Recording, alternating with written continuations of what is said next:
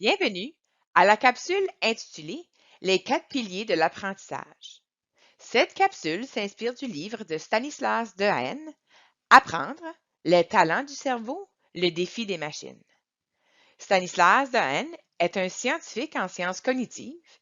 Il est également le président du Conseil scientifique de l'éducation nationale en France. Son travail vise à faire le pont entre les découvertes dans les sciences cognitives et la salle de classe.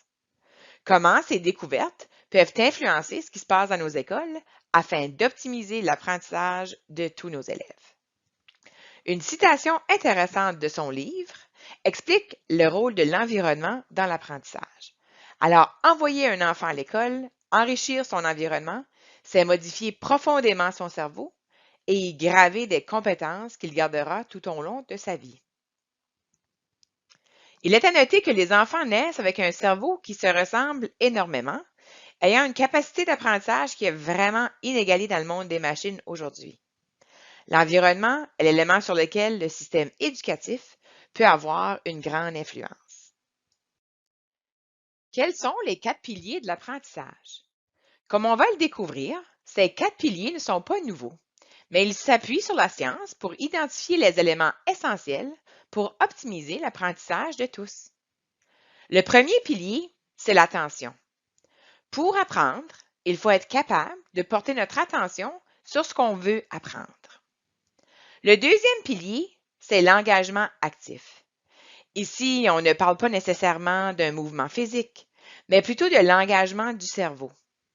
Un cerveau engagé, c'est un cerveau qui prépare des hypothèses, puis qui essaie de les valider en s'appuyant sur ce qu'il reçoit comme rétroaction.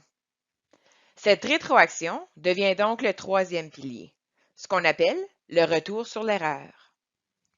L'erreur, c'est la différence entre ce que le cerveau pensait qui allait arriver et ce qui est arrivé réellement, que ce soit positif ou négatif. Le retour sur l'erreur, c'est cette différence. Quand on voit des personnes ayant un air surpris, ça indique clairement un décalage entre l'hypothèse qu'ils avaient émise et ce qui s'est finalement produit. Alors ça, c'est la réaction au retour sur l'erreur. Le quatrième pilier, c'est la consolidation. La consolidation sert à automatiser certaines tâches, certains processus. L'automatisation se fait durant le sommeil. Le sommeil est crucial pour la consolidation de l'apprentissage. Donc, le sommeil est essentiel pour l'apprentissage.